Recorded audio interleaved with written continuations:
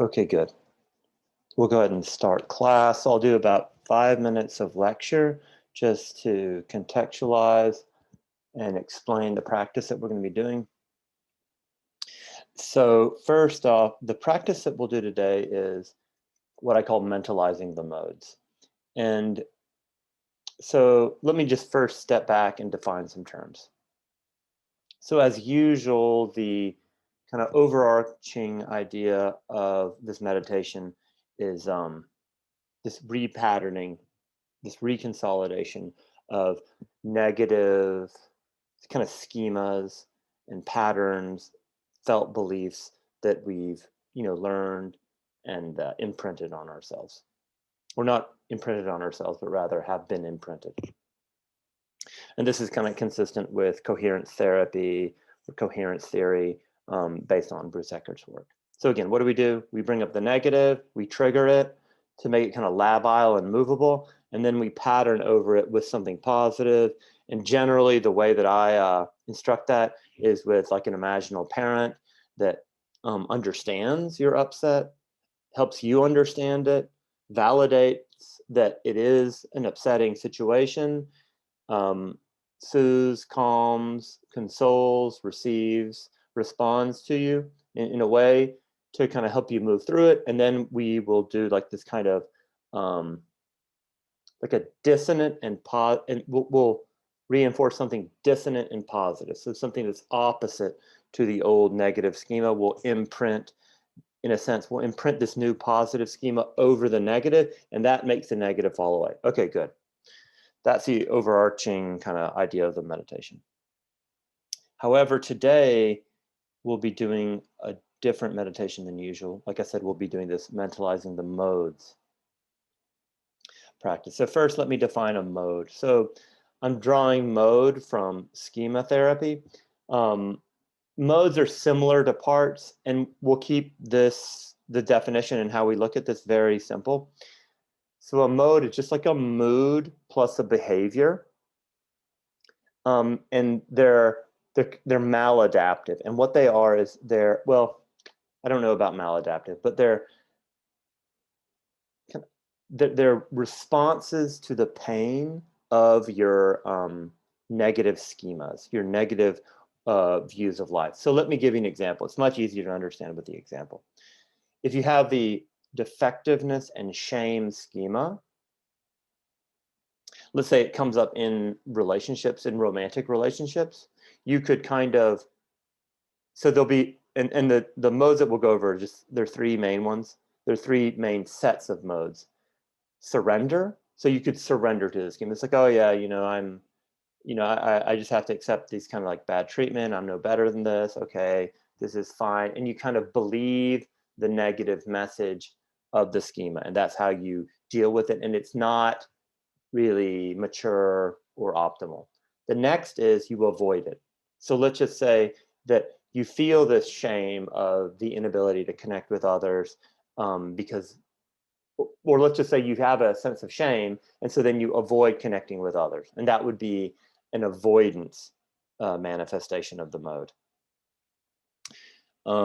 You could like drink or, watch Netflix by yourself or like work too much. Like, so a workaholic mode could likely be an avoidance mode. And then there's an overcompensation mode. And so using the same schema of defectiveness and shame, an overcompensation mode manifestation would be like, let's say, workaholism, but in order to get better than, and to kind of prove that the schema is wrong. So you're doing the opposite of the schema. Or maybe you're aggressive and shaming with others. That would be an overcompensation mode relative to this schema of shame and defectiveness. Also, I've mentioned schema. I didn't define that yet. I should have defined that a moment ago. So schema is just this kind of felt sense belief about the world that, in a sense, they can be positive or negative. Like, oh, I'm the type of person that can get things done. So that would be like a kind of felt sense belief and emotional learning. Or the schemas that we're going to be focusing on in this meditation class, and also I'm going to give a retreat Sunday in a week, and we'll be focusing on it. But those schemas are the negative schemas, the maladaptive schemas. And again, so we already mentioned defectiveness and shame. There are other schemas like, and I'm drawing from Jeffrey Young's schema therapy here, mistrust and abuse, social isolation, alienation, dependence and competence, enmeshment or underdeveloped self. All of these are schemas. And so now let me reiterate. Well, then there's one more word to define, and then I'll kind of reiterate exactly what we'll be doing, and we'll be meditating here in 3 minutes. So generally in the meditations that I teach, we really focus on the emotionally corrective experience, which is, again, bringing up the negative schema, repatterning over it. However, in this meditation, we'll be doing a lot of mentalization exercises. Now, what does mentalization mean? Mentalization, the way I like to think about it is it has to do with perspective taking. It's like, can you step back? Can you see your own thoughts? Can you understand your own emotions? Can you understand the emotions of another? Can you understand their thoughts? Can you understand how when the two of you come together, there's this dynamic that's created with kind of how, in as much as that they're having thoughts, they're having feelings, you're having thoughts, you're having feelings, and it like co-creates something, right? And then also part of that, and again, reiterating that it's like has to do with perspective taking. It's like, do you understand cause and effect? It's like, aha, this mood arises for me. I am upset in this way. I respond in this way. Then this, let's say, negative or positive response is elicited from the other. And then just having a sense for that and how all that works. And that's mentalization. And then let me give you one more definition of mentalization that I think is not a good definition, but it's like memorable and kind of helps you get to the point. It's thinking about thinking, right? So, again, there you can see that quality of perspective taking. So just to reiterate, we'll be doing mentalization building exercises in this meditation, and again, a stronger emphasis on the mentalization piece than the emotionally corrective piece, which is not typical for the way I teach. All right, good. I think that's it. And then I'll be able to stay a little bit longer today, so we can take questions at the end of class. Also, if you didn't follow all of that, don't worry about it. All of this is going to be reiterated in the meditation. Okay, good. So go ahead and sit up straight. Push the crown of the head up towards the ceiling.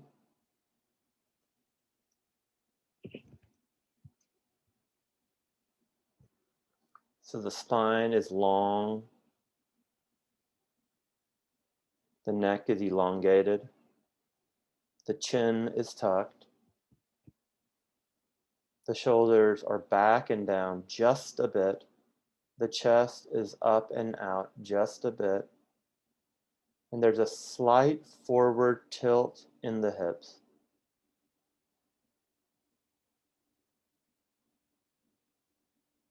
That allows the abdomen to rise and fall freely. Okay, good. Now we're going to take 3 deep breaths. We'll hold each breath for as long, you will hold it as long as is comfortable, and then release it slowly. So go ahead and inhale very, very deeply and retain the breath below the abdomen.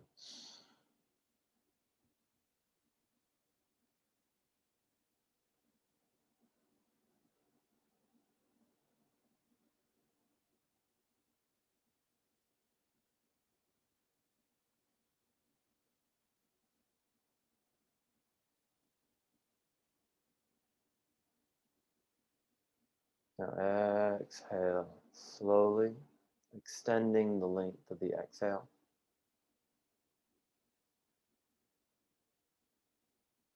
Okay, now inhale deeply.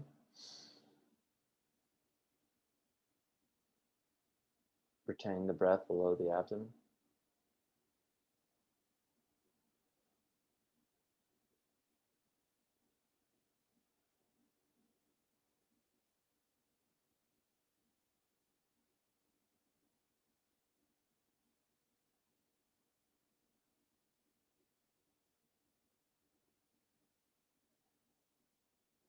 Exhale. Now inhale deeply, retaining the breath below the abdomen.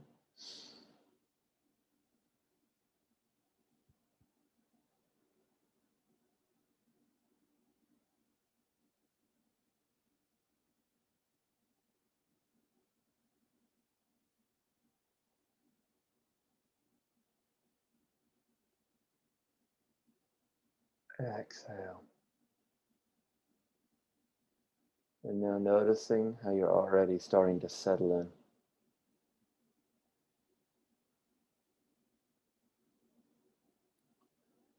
Okay, good. Now we'll start with a body scan, and then we'll focus on feeling emotions in the body. This is important because it helps us stay somatic and emotional during the meditation. And in a sense, that's the whole point. We're trying to make emotional experiences that repattern over the negative ones. So, okay, feel the feet, legs, and hips.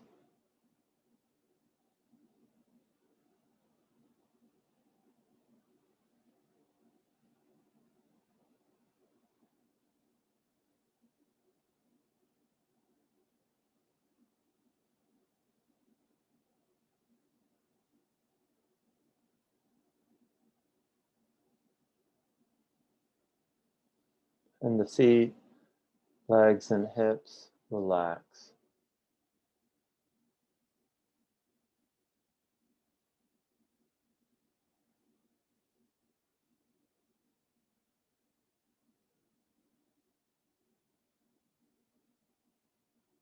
And now feel the abdomen rising and falling.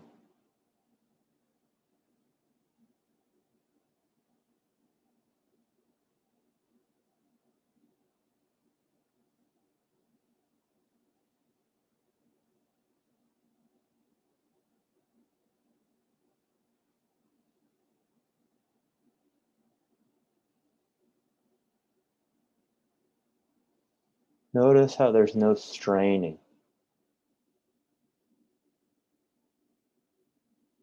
The meditation just takes care of itself.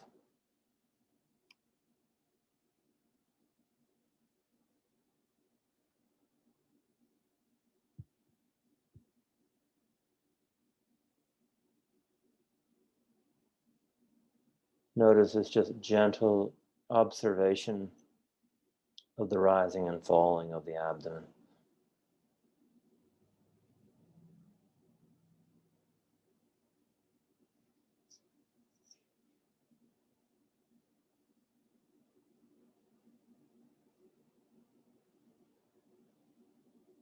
And now feel the chest expand and contract.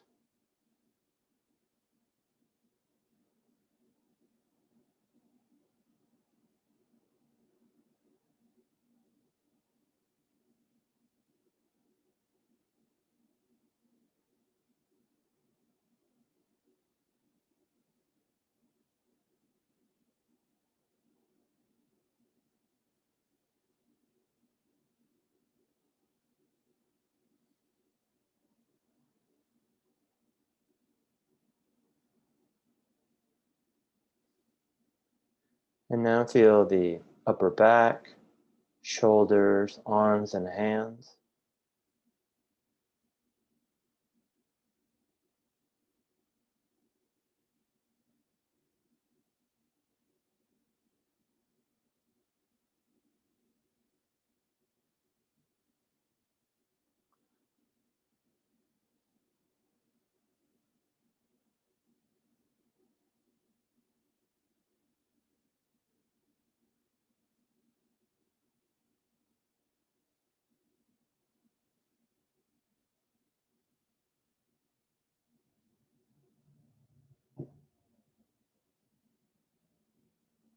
And now feel the head, neck, and face.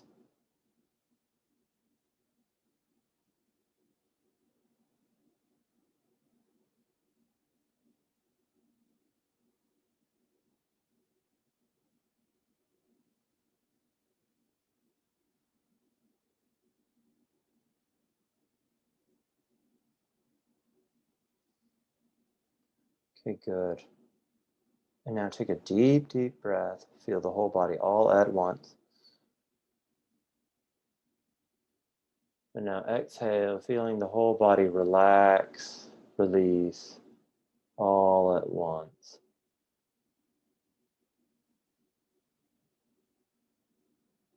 And now notice how there's this spaciousness, openness, ease, and relaxation. Good. And now bring your attention to where you feel emotions or kind of emotional flavors in the body. That's likely in the chest, heart area, shoulders, neck, face, and head, possibly stomach.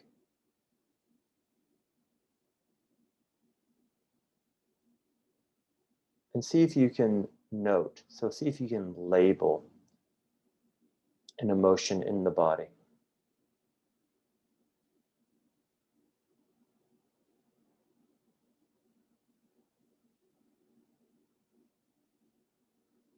For me, there's a kind of pressure in the chest, which feels like a bit of sadness or mourning.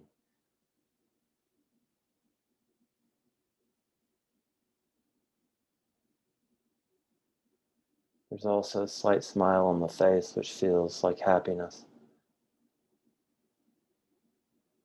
So just go ahead and keep noticing your emotions in the body.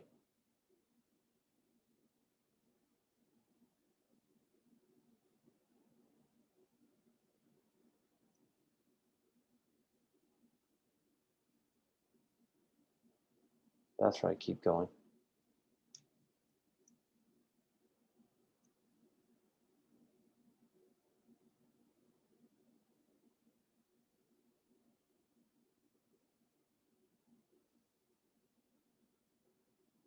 Okay, good.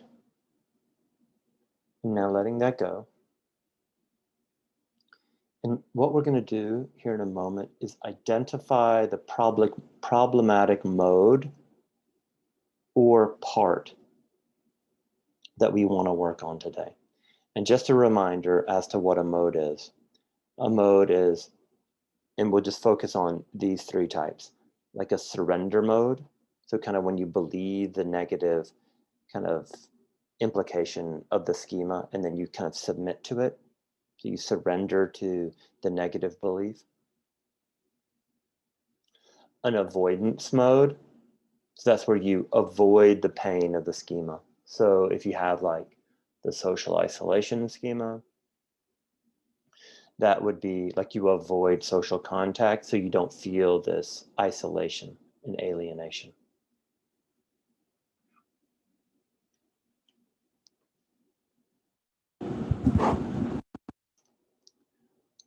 Or it could be like an overcompensation mode where you kind of try to do the opposite of the schema. So maybe you work really hard so you don't feel your worthlessness. Or maybe if you have the social isolation schema, you go out and socialize a lot or something to that effect in a way that's kind of neurotic and maladaptive.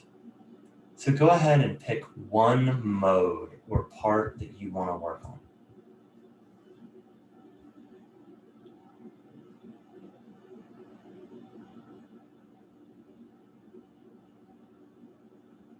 Okay. And then just briefly, is this sound? I just changed something about the audio. Is this okay if somebody has their camera on? I think this should be slightly better than before. So just send me a note if it's a problem. Okay, good. So come into pick one of the modes that you want to work on, and go ahead and name it. Name it in a way that resonates for you.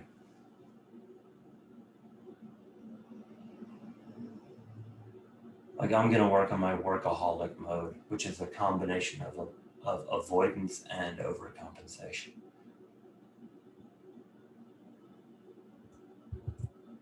Okay. And now review some of the thoughts, some of the behaviors, some of the beliefs, image thoughts, auditory thoughts that come up when you're in this mode.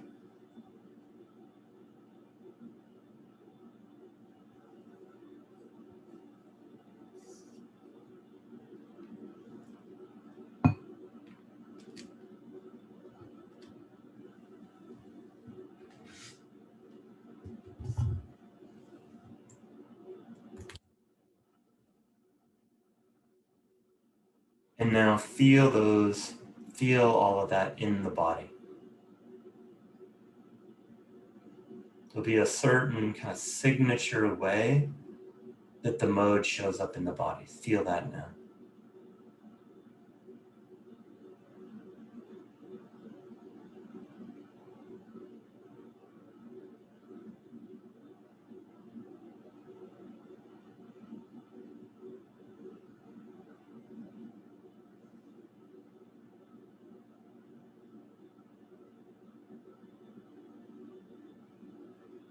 And now ask yourself, where did this mode or this part come from?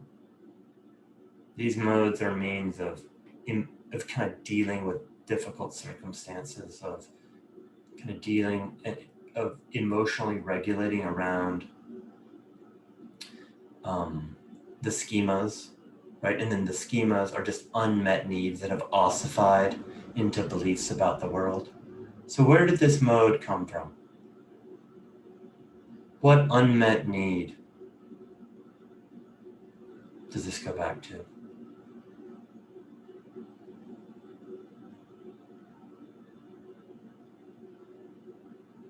Some of the possible unmet needs would be a sense of belonging, stability, safety, being delighted in, getting support, attunement, or support for your autonomy and explorations. So go ahead and investigate that. Where did this mode come from for you?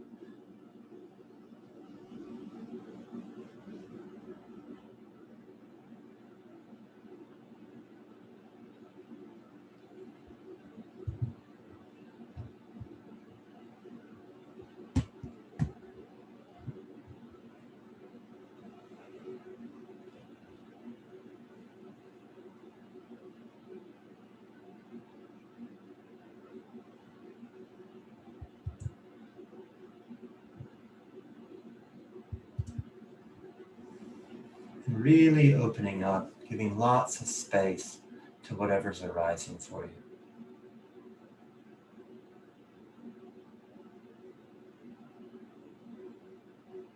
And also, if this is a bit upsetting or triggering, that's fine. Don't worry about it. We're going to work through this together. So really let it come up with its full force.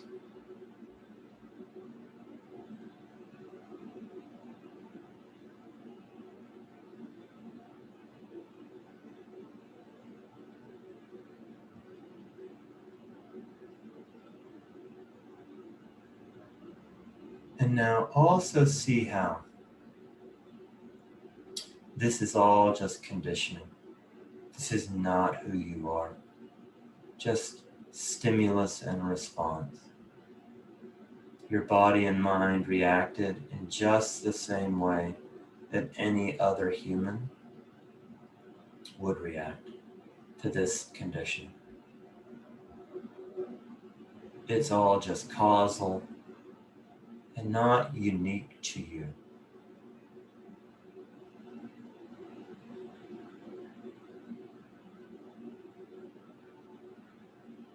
You're actually blameless around all of this. Now see that now, investigate that now.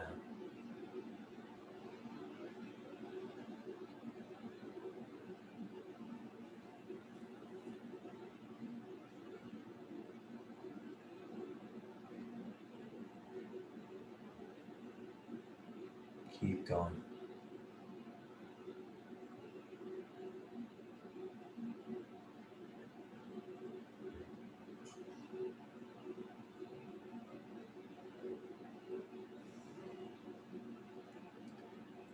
And now, for the mode in question, or the part in question, what are its functions? Let's contemplate its functions. Why do you do this behavior? There's something protective and helpful about this. It might not be. It might be a little bit miscalibrated now in adulthood, but it serves many purposes. So see why you keep doing this. What are the benefits? And really investigate it with a sense of fair-mindedness.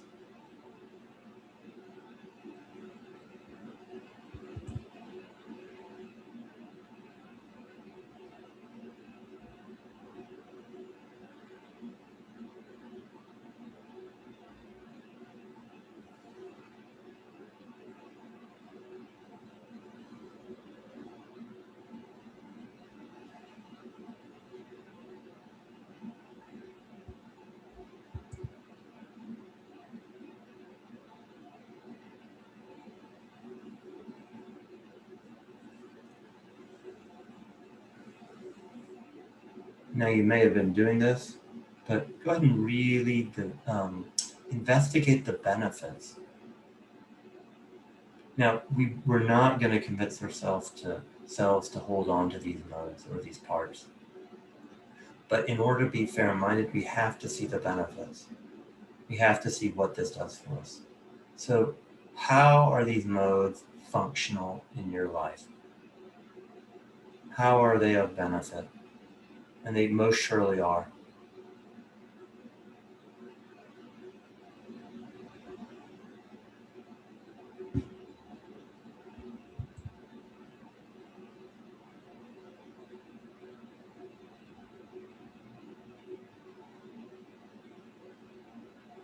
Really study these benefits.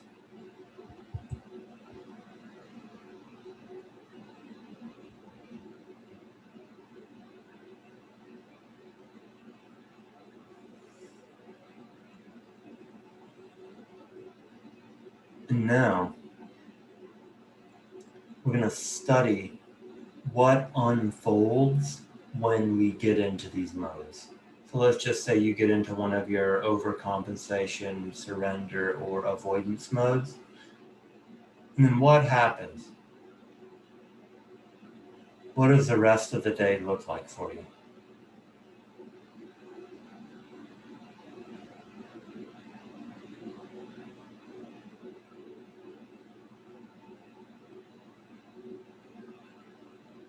And now don't feel bad about this. None of this is actually your fault. We're just studying this like an anthropologist. Just studying the way our minds work. So go ahead and do that now.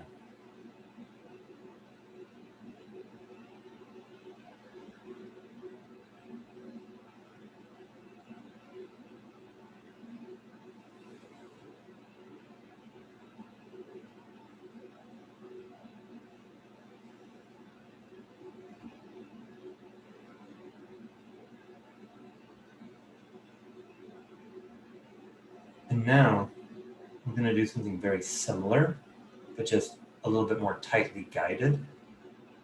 We're going to look at what indulging these kind of maladaptive problematic modes does in our work life, social life, internal life, and personal explorations.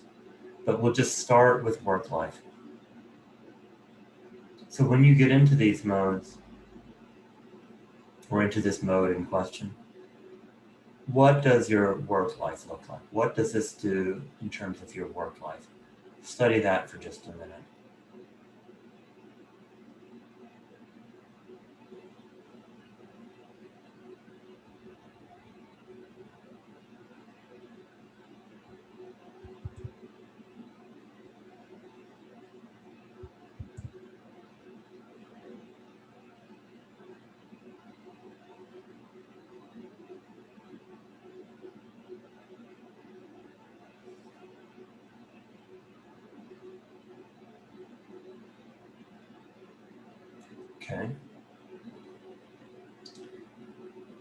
So getting into this mode, what does it do to your social life,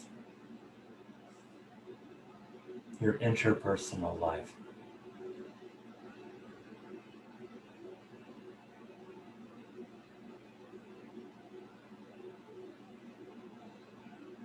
And really give yourself permission to see things just as they are. You're not sugarcoating at all. And don't worry, we're going to work through this. So acknowledging the difficulty of it all is not threatening. We're going to work through it together.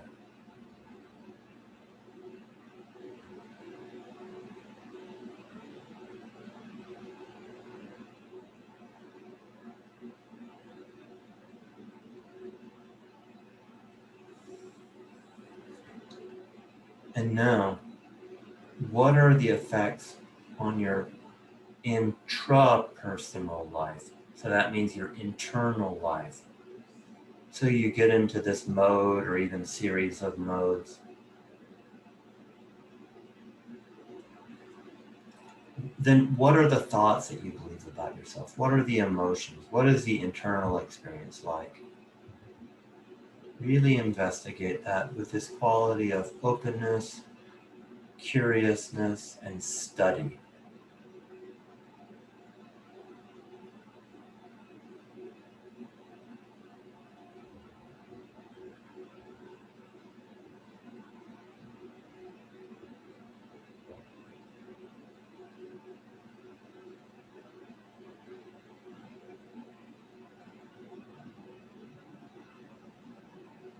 Again, how does this affect your internal life, your mental and emotional life inside?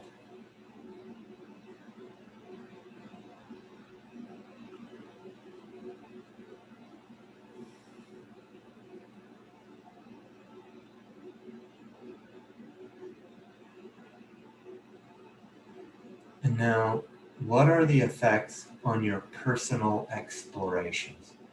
So, I think much of what's wonderful about life is just getting to go off and do the things that we find personally meaningful, the explorations that we enjoy. However, when you get into these modes that you're looking at, there's a certain habit pattern that opens up, that manifests around your explorations. Do these modes get in the way, or do they make your explorations take on a certain character, maybe one that's not quite as satisfying as it could be? So investigate that.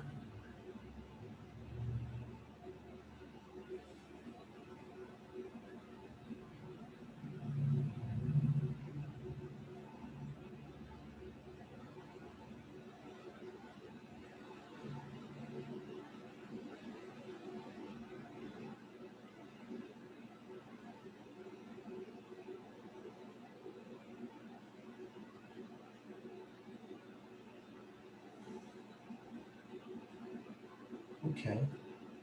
And so here in a moment, we'll do a time dilation. We'll look at what our lives will be like if we let these modes or these parts go unaddressed, so into the future. However, before we do that, I just want to say, just open up to this. Look at this. We're not trying to make ourselves feel bad. We just want to see things clearly as they are, knowing that we will take what we find here and use it as a motivation to move through this. So don't worry, be at ease around this. But now here's the question. So if you keep indulging these modes, that these modes keep coming up and in a sense ruling your life, what does your life look like 6 months from now? Contemplate that.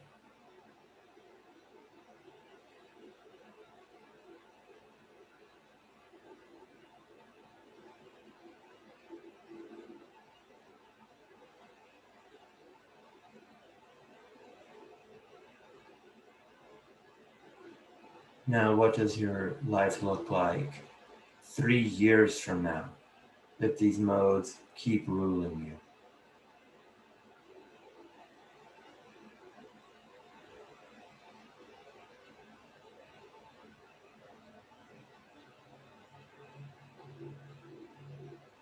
And now, 10 years from now,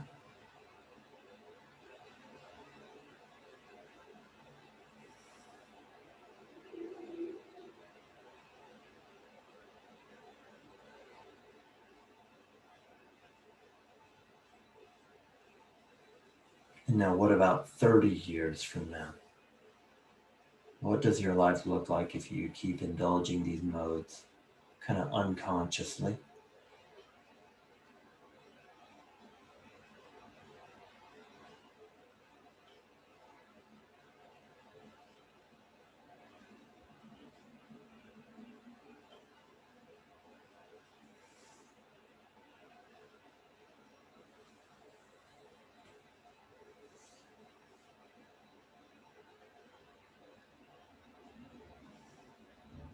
Okay. Now, just to reiterate, the way that Jeffrey Young talks about the modes is that they're caused by the pain of the schemas. And the schemas are, in a sense, these kind of ossified, negative fixed views that resulted from negative emotional learnings, likely from childhood, but they can be from any point in life. So what was the unmet need? What is the negative schema that powers these modes?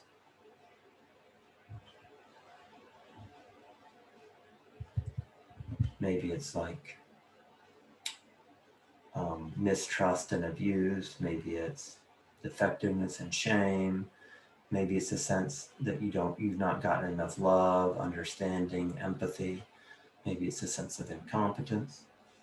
Just go ahead and pick one of those that seems most salient to you.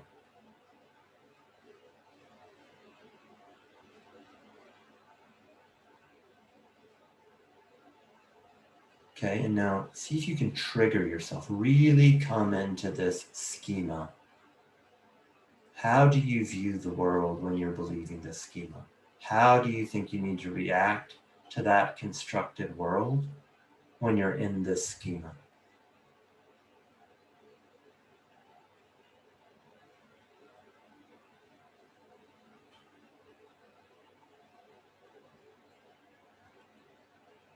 Really feel that in the body, feel that in the mind.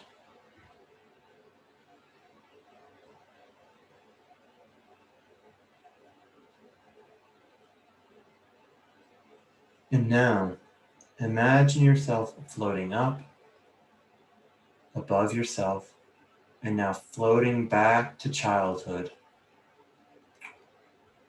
on a timeline. And now a scene will arise where you learned this negative schema, where this learning kind of was imprinted on you. And this can be a real scene, a real memory, or it can be like a composite felt sense memory. Either is fine.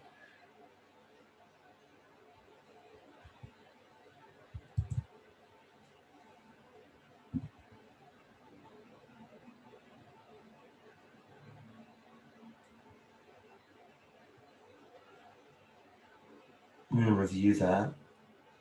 And here, really get triggered around this.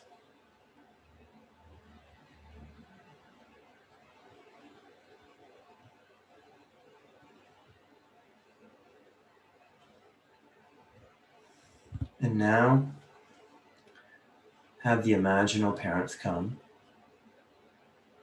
And they either take you out of the scene or you can stay in the scene, either one, whatever's better. And they start tending to you, caring for you. They see exactly what this is like.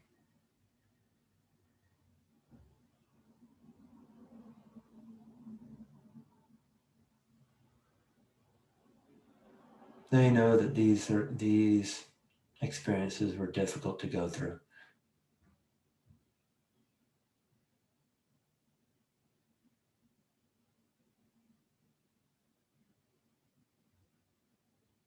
And there's this quality of complete receptivity and total responsiveness. So go ahead and develop that scene. I'll check in with you in about 1 minute.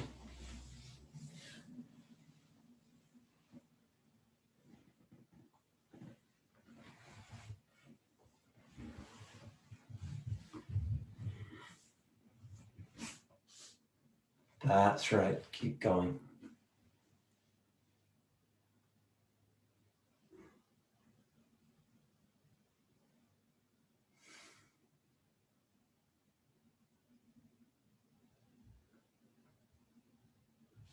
These imaginal parents really understand you. They understand what you went through.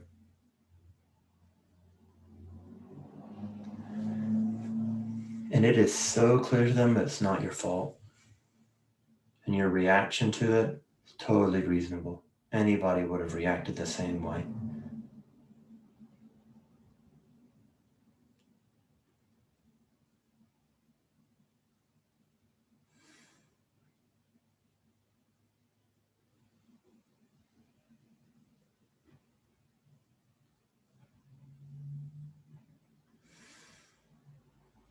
That's right.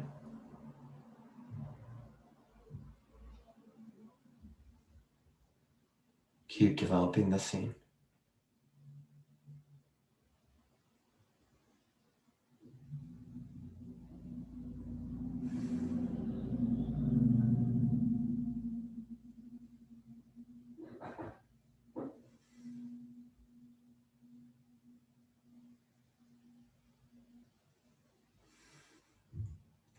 And now also, you can notice this joy that the parents take in tending to you. It's very trustworthy. They really enjoy helping you out.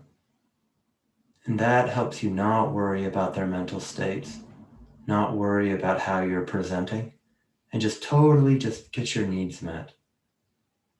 So keep developing that scene. You can talk to the parents. You can have them do whatever it takes to help you move through this.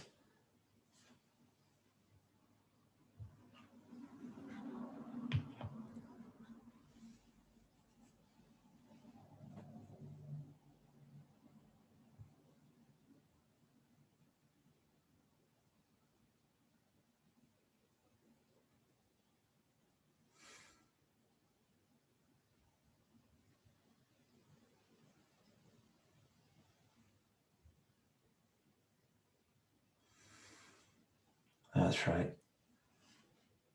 Keep going.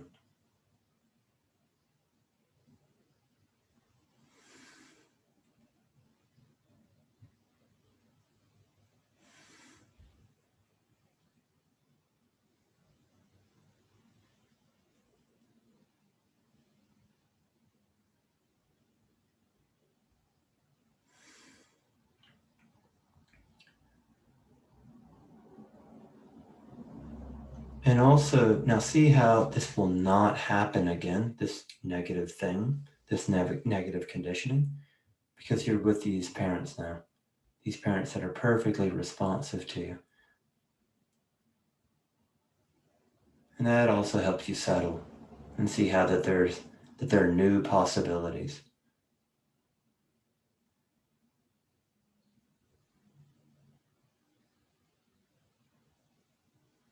That's right.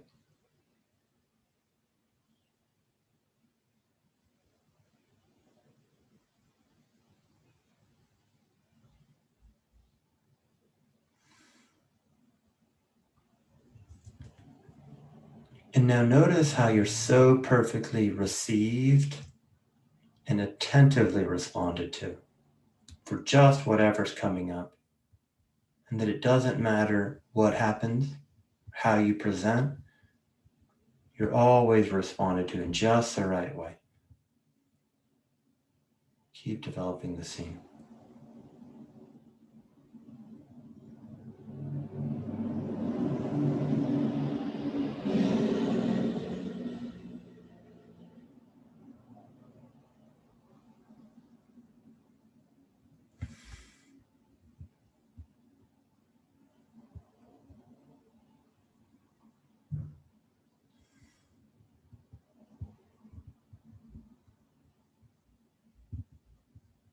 That's right, keep going.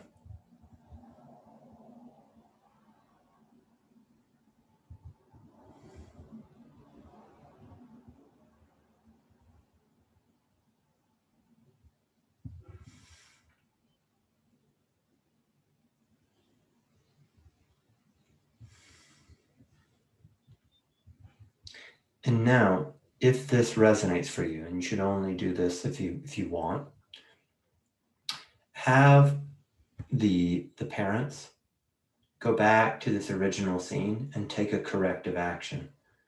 If you were treated unkindly, have the parents confront this person that treated you this way. Or if there was some sort of loss, the parents magically make this go away. Or maybe you need to express yourself to maybe someone in the past, or express yourself about this situation. So now go back and make a corrective action. Also, if someone treated you poorly, that person can apologize, acknowledge what was done. But again, develop this as you see fit. I'll give you about 1 minute, then I'll check in on you.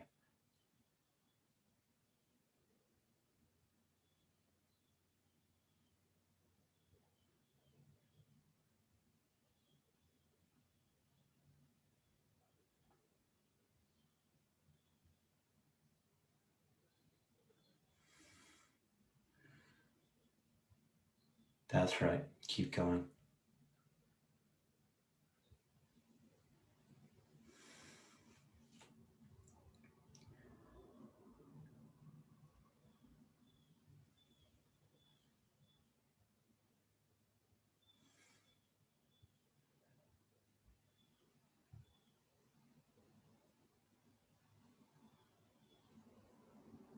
That's right.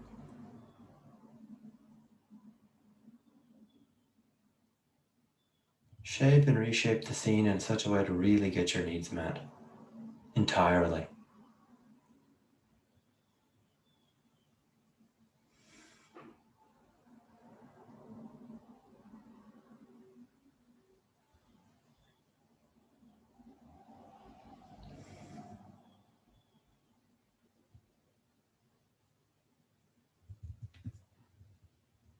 The parents respond and receive you in just the right way.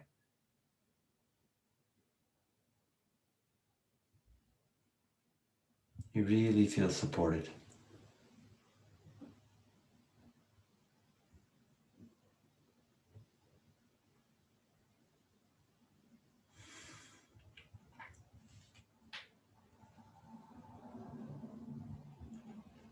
And now maybe this last scene brought up some more emotion, maybe sadness, grief, maybe anger. Have the parents see that and respond to you in just the right way around it. It's so clear that no matter what your feelings are, it's perfectly fine.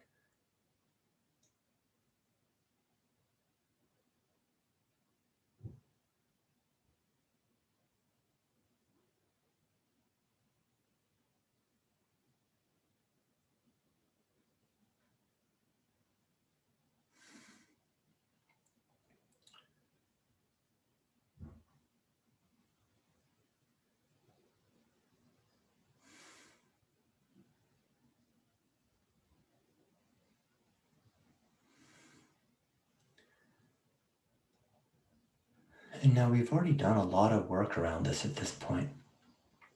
Get this sense that you've kind of worked through something here. It's so clear you can see things from a different angle. That there's been some healing. There's likely more work to be done, but there's been some healing. And now have the internal parents see that. They see how you've moved through this. Also, now ask yourself, what's the trajectory of my life given that I've moved through some of my problems here so easily, so quickly? See how life will be much easier going forward. There'll be a lightness to your step. You won't be dragging this conditioning around with you any longer. So now imagine your life going forward, your real adult life, unfolding in a way where you feel confident, competent.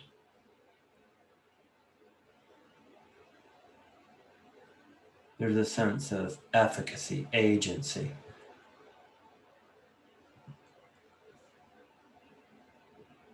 And it makes sense. You have so much support.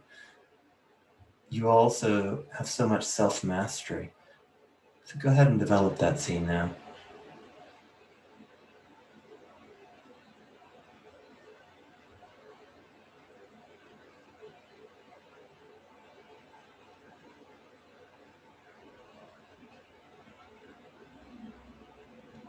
And now specifically, develop the scene in such a way that it proves to you the very opposite of this old negative schema that you worked on.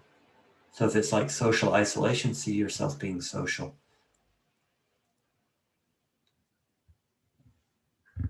If it's defectiveness and shame, see yourself with a healthy pride. So go ahead and develop that scene where you're working on the opposite of the negative belief, where it's unfolding.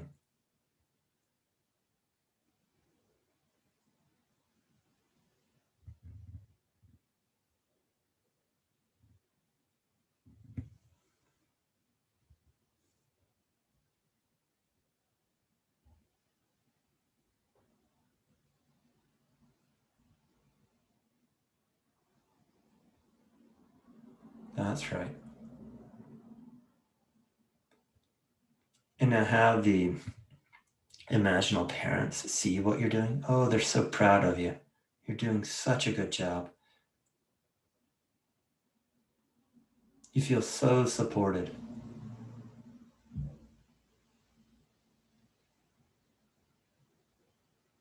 That's right. Keep developing the scene.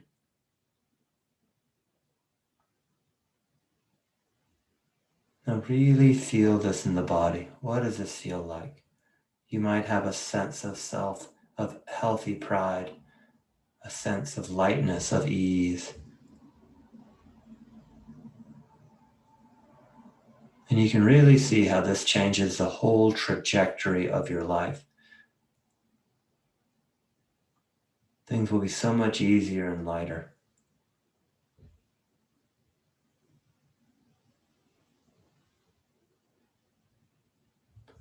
And now we're coming to the end.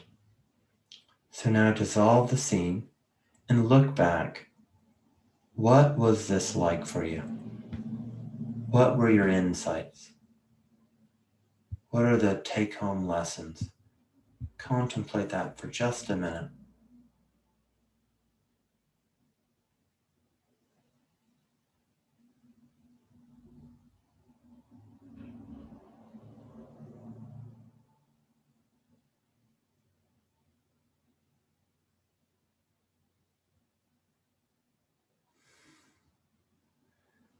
And now notice how, just based on the insights that you've had, you feel more competent. You have a greater sense of mastery in your life. You've learned these lessons. There's this positive trajectory for your life now. Now feel into that one more time.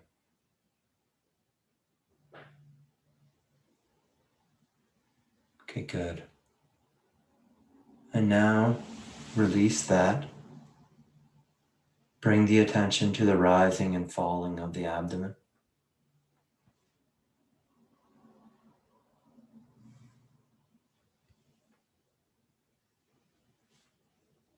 Now open the eyes halfway, but keep following the rising and falling of the abdomen.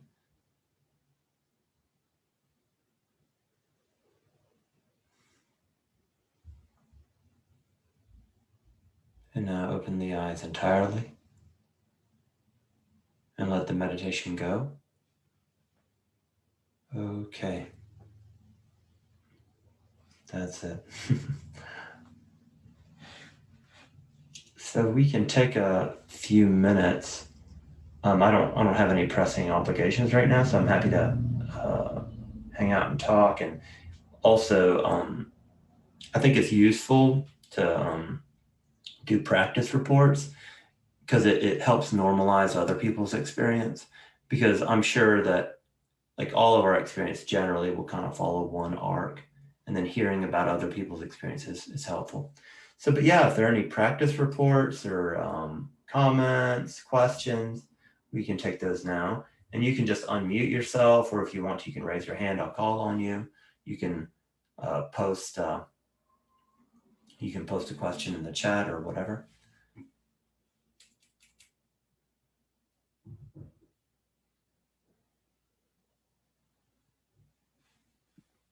I'll do a practice report. Sure. Thank you very much for the meditation. Sure. And I'm still processing the forgiveness workshop last week too. So I noticed that there was some resistance that came up right in the beginning. Okay. But as we proceeded through, I felt like I was able to kind of open up to new things. And that was really nice. And just getting a much better sense of what it feels like to be with my ideal parents in my body, and and the simplicity of it. Yeah. You know, how there's not a lot of mixed messages, and it's just like this coherent energy that there's not a lot, there's no extra stuff in there. It's just you know, love and straightforwardness. And so it feels really good to start to get a clear picture and feeling of that. So, thank you. What you say resonates. And it's like also, you know, part of what we're doing is just kind of recapitulating and just like fabricating this experience of what it would be like to have gotten ideal parenting at, let's say, the age of 2, which, you know, if you think about it, it's not very cognitive. There's not a lot going on. It's just nice, right? It's just simple. And also it's very body-based, like you're just feeling it. Yeah, okay. Yeah, great report, Eve. Nethra, go ahead and speak up. Hi, can you hear me okay? Yep. Okay. I just want to begin by saying thank you so much. This is my second week doing this, and it's absolutely fantastic. I'm still getting used to the terms and how this is done, but I can already feel the results. And today was especially good because like you said, it has a wonderfully somatic component, and being able to access that. I also practice in the unified mindfulness Shinzen system. So I was able to, you know, the feel out and the typical we do there. So I find it extremely easy to integrate that into this. Yeah. I do have, because I'm still pretty new to this, I think I had a lot of stuff come up that I didn't know quite how to deal with, but I'm sure once I keep doing this, I'll get better at it. One thing I want to ask you is about, so when you go back and try to resolve the experience that you've had, the conditioning that you've had, either by imagining what the parent says to you, or you have to express to your parent. I find that when I do it, the module or the part of me that sort of works, that story, right? The story sort of dissolves rapidly. And I come back to the present as an adult, right? So I find that adult a little bit confused about how to handle it, because I think this part of me has been living in that story for a long time, sort of integrated it as part of my identity. So suddenly when I'm given, even though I'm given a good option of having imagined that, oh yeah, okay, you know, there is a chance that this could have been good, this is how it went, probably because I don't quite know, that's not a fact, and this is just something, well, to put it simply, it's a fabrication of my mind. And I think my mind refuses to believe that, no, that is not how it happened. This is how it happened. And this is confusing for me. How do you want me to deal with it? Suddenly you put me into a good place and I'm supposed to accept that kind of a thing. How would you recommend I handle that? Should I stay with the feeling and wait for it to eventually adjust to reality? Or is there something else I can do to sort of bring it back safely into the present, where the present is acceptable to that, shall we say, the present self as an adult, where I'm in the present and I can understand it from the present perspective that, okay, I've integrated into this experience, rather than, because right now I feel like that child or that part is sort of hanging somewhere in the middle, not knowing where to Yeah. go, whether to go into the comfortable complaining mode or feeling bad mode that was in the past, or the amazingly integrated present mode. So how do you address that transition? Okay, so there's a lot here, and I'm just going to try to speak to it, but then I want you to kind of give me feedback to see if I'm getting it right. So the first thing that I'd say is that,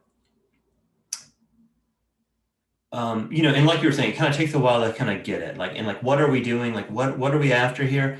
And the core of what we're after is feeling into and triggering first a negative felt sense belief about the world, the self and world.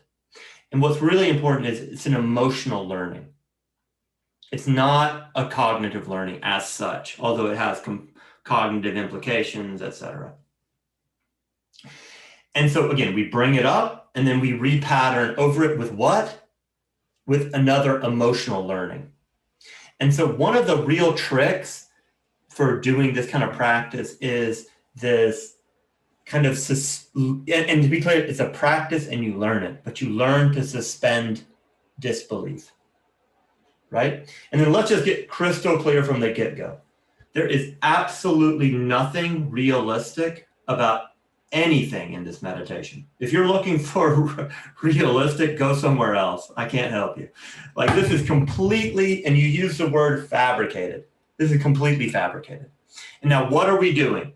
We are, and I really like to kind of like use even like language that further pushes the point. Like we are bringing up fake experiences. We're bringing up fake scenes that give us a fake experience, but it imprints and it changes our worldview. And again, this is, now here, the way I'm explaining this is from a perspective of skillful means. This is just skillful means and you're hallucinating this stuff. And then but then generally to speak to kind of the tenor of your questions and comments is that what you're reporting is completely normal, nothing wrong with it. This is, and what else? And then also the other thing is that, and then now, and you mentioned, unified mindfulness, Shinzen Yang. So one thing that Shinzen talks about is he says, and I think he often will say this in the context of explaining equanimity practices, which he'll say, the body wants to be comfortable and the mind wants to know. So there's still this quality of the mind wanting to know. It's like, well, what does this mean? And like, oh, what is this? And this is not making sense to me. And I mean, I think some of that work and trying to make sense of it is good, but then also what we learn in this practice is to just drop the need to make sense and just to open up to the exercise. And then let's see here.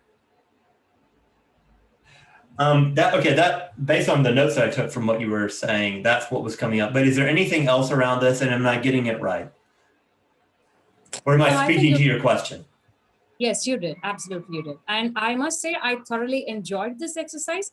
I think it's just about getting used to it. I'm still new to this system. I think once I get used to it, I'll get the core of what this concept is now. Yep. So I think this definitely spoke to me today. I can already see some of the somatic changes that I was able to experience and let go. And it brought up a lot of interesting questions for me to deal with as well. Right. I definitely benefited. Thank you so much. Great, super. Thank you, Nethra. And then, just like we can do like 1 minute of an experiential exercise right now. So just kind of, you can close the eyes, and this is for everybody.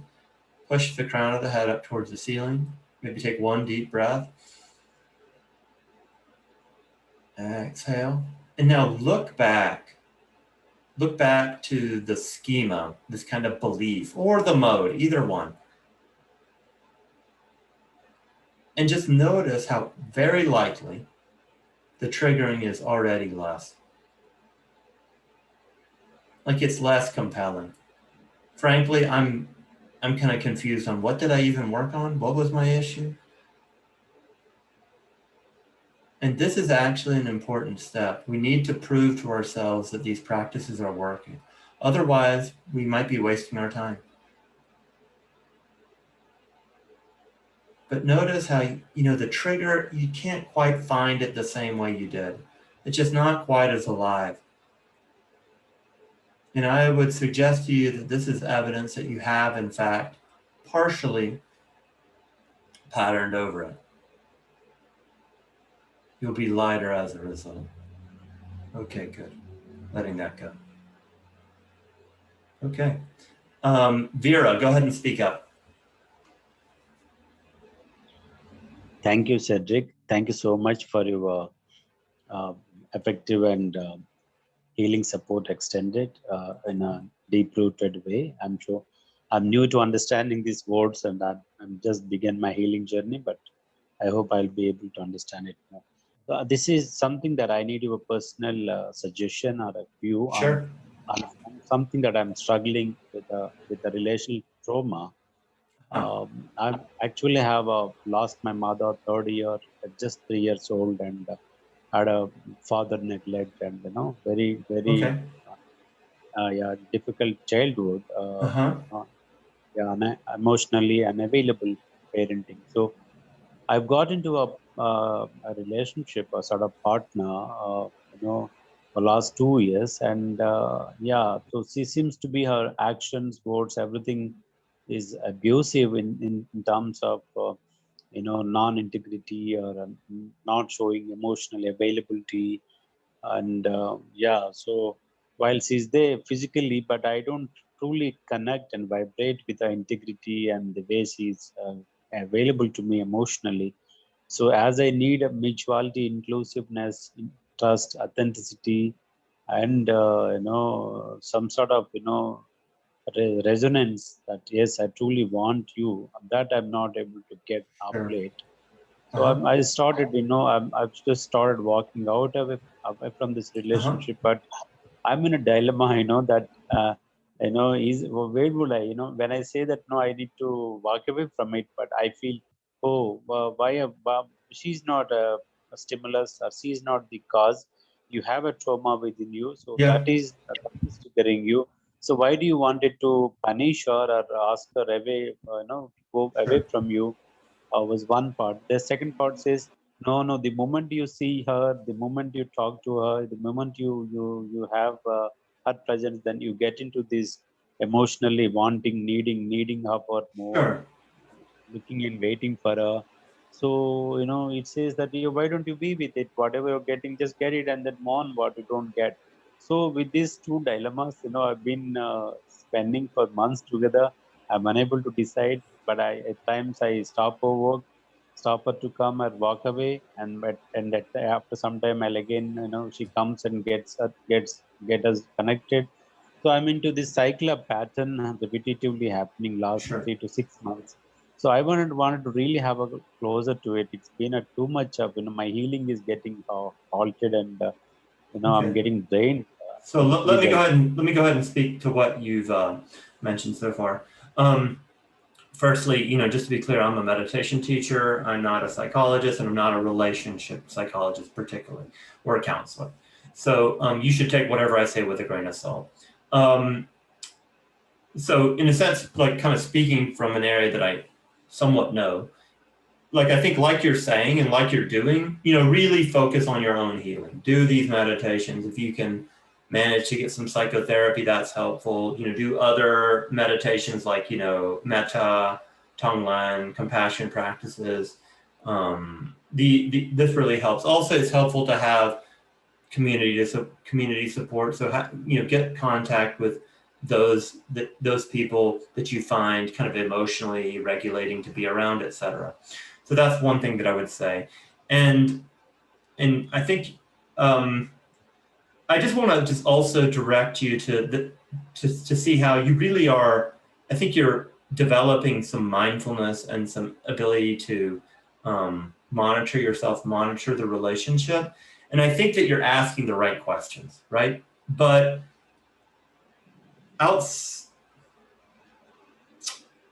again, I can certainly recommend that you keep going with these meditations, keep doing your own healing.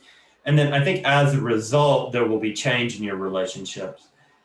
And I think also, and this is just very generic advice, I think it can be helpful to set healthy boundaries.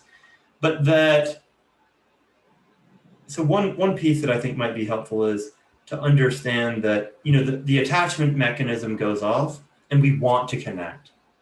And if if we have disturbed attachment, we'll typically connect with people that kind of, where there's a certain chemistry around that disturbance in attachment.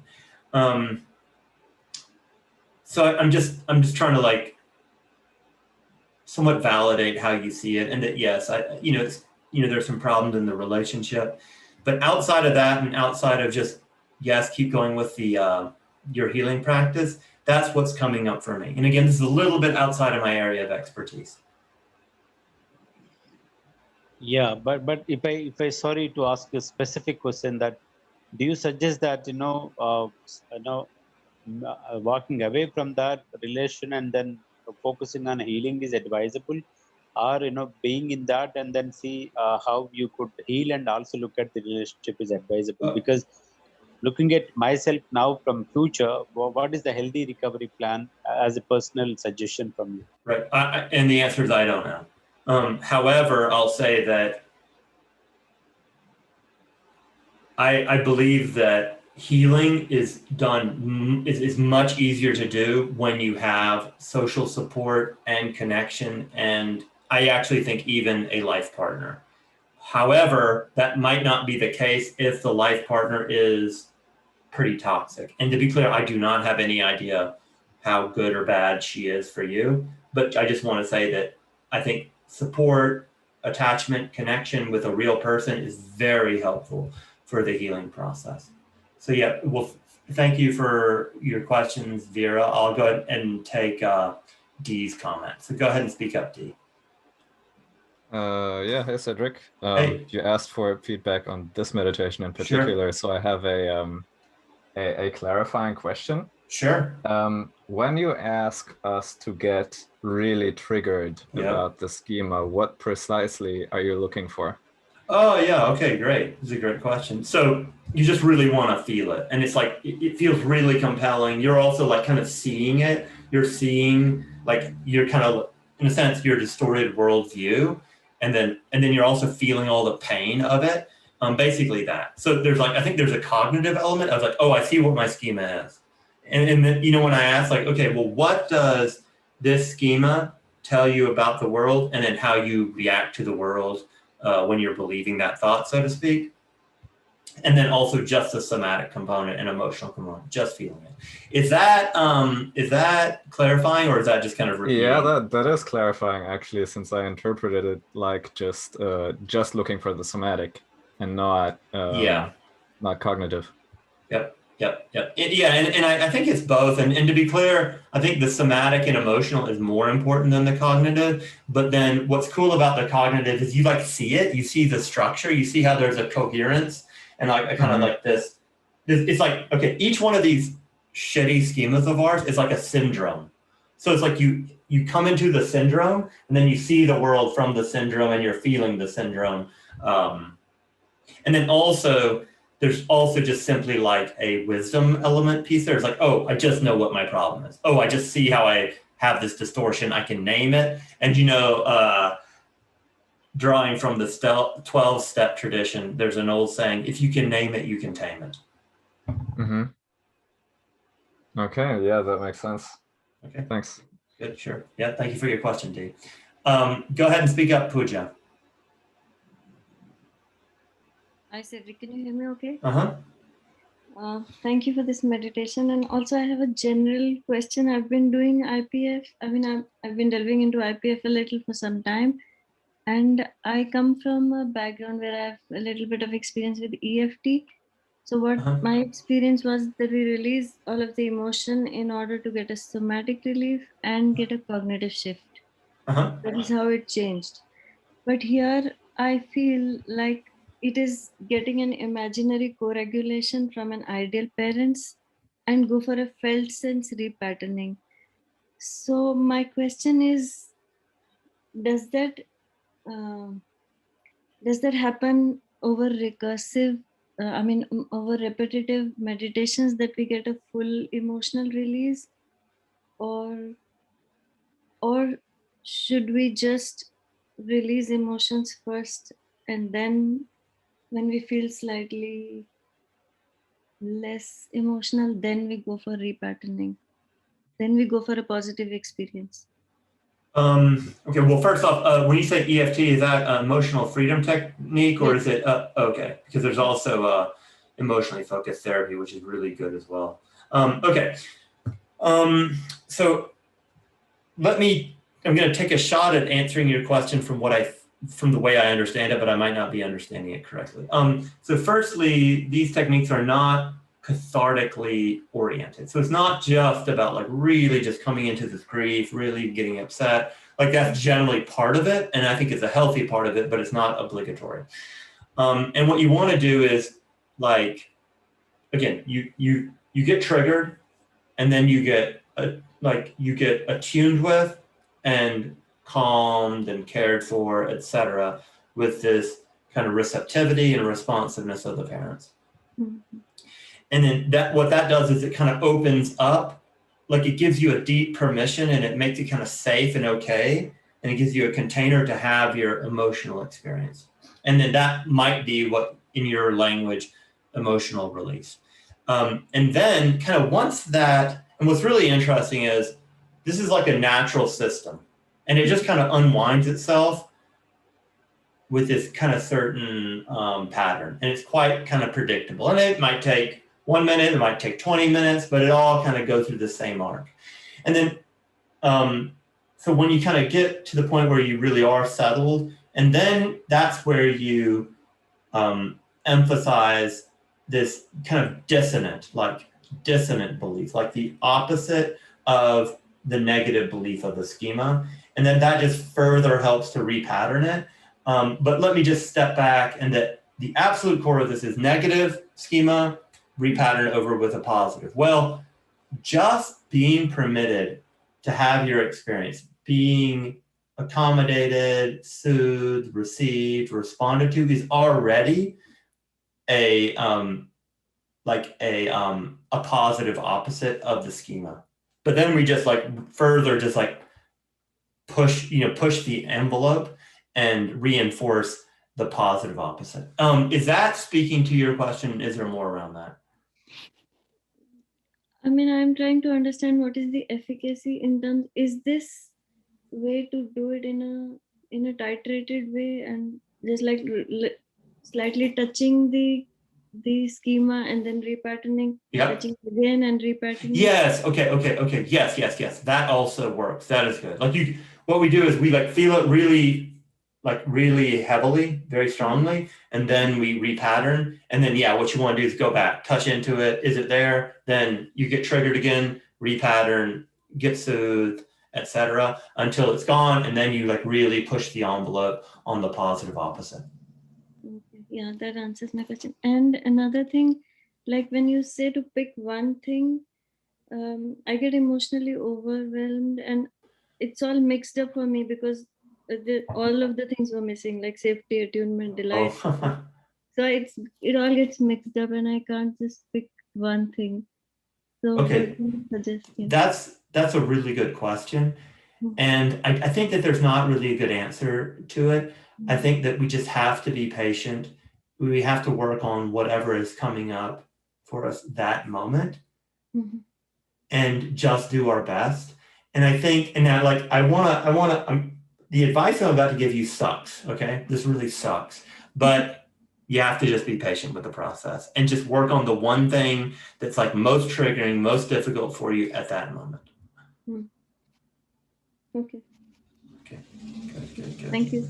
Sure, thank you. Okay, good. All right, well, let's go ahead and wrap it up. I'm afraid I need to run. So thank you all for— Small questions, Frederick.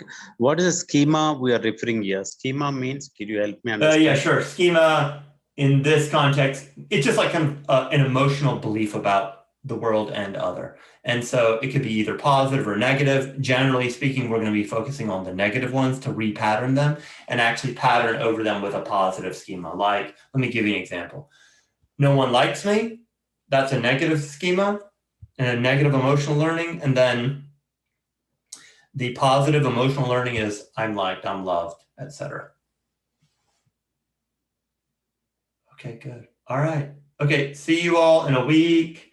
And then if you're not signed up to the email list, you can sign up. I'll send out an email this week advertising the workshop that I'm going to run on Sunday in a week from now.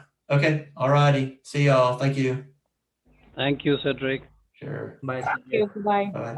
Bye. Cedric, do you recommend a book to read to understand these concepts? Actually, you know, one book that I think is fantastic is Understanding the Emotional Brain by Bruce Eckert. That's the one that we're reading right now in the book club. It's fantastic. How do you spell his name, please? E-C-K-E-R. Ecker. Unlocking the Emotional Brain. Okay. Unlocking emotional brain. Yep, that's right. Okay, bye-bye. Eric, is it Eric? Bruce Ecker. Bruce Ecker. Okay, thank you. Okay, alrighty, bye-bye.